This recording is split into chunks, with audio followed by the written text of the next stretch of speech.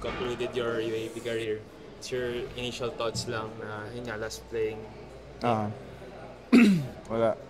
No regret naman kasi binigay naman namin yung 100% namin ngayong game. So, yun nga, sobrang blessed ko din na yun na NU ako. Kumbaga, tinapos ko yung playing years ko sa NU. So, sobrang ganda ng journey na natahak namin, lalo na kami mga seniors. So, ayun.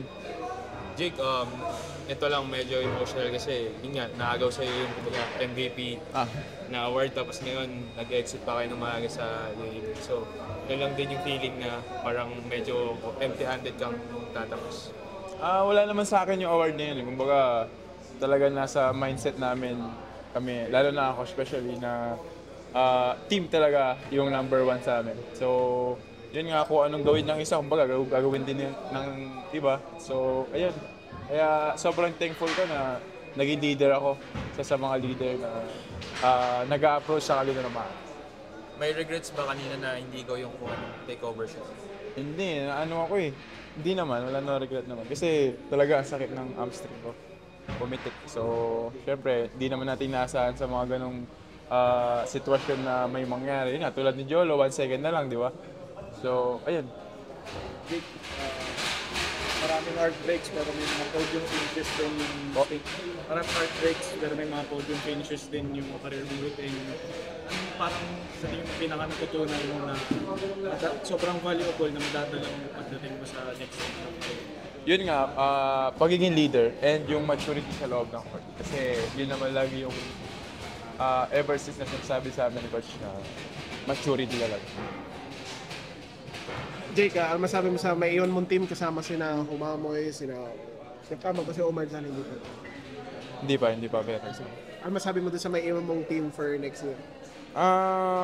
Sabi ko lang sa kanila kanina na laging sinasabi ni Coach Jeff sa amin na yun nga, kahit na llamado kami ngayon, so kahit twice to beat kami, may advantage kami, nawala pa rin yung hinahangad namin na finals.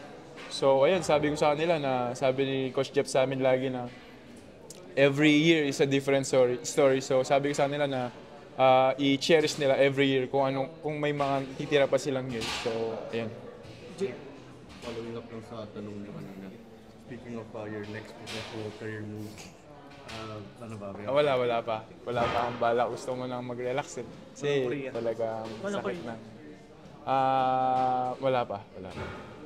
Jake, maraming mawawala sa lineup na to this season. Anim ata kayong gagamit ng program. So, para sa'yo, sino lang sa tingin mo magiging isa sa mga leaders ng team na kumbaga parang mag-i-inherit ng leadership na may iwan mo sa program?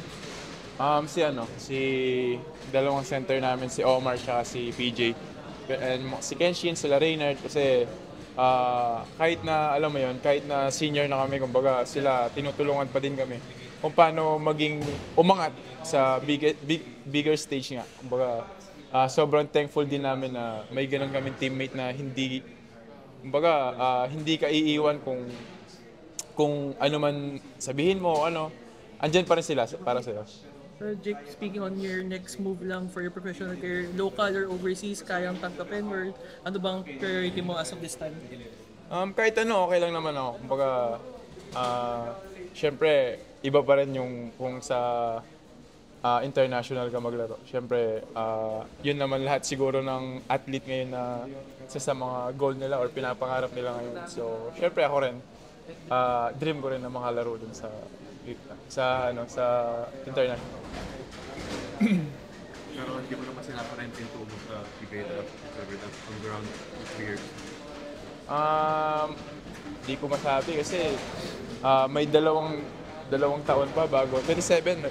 So, yun, marami pa akong kailangan, alam mo yun, i-adjust sa sarili ko para maging handa ako sakali mawala ko mo international or syempre, kahit na marami nasasabi na ready na ako sa PBA draft, pero syempre marami pa akong kulang as a player.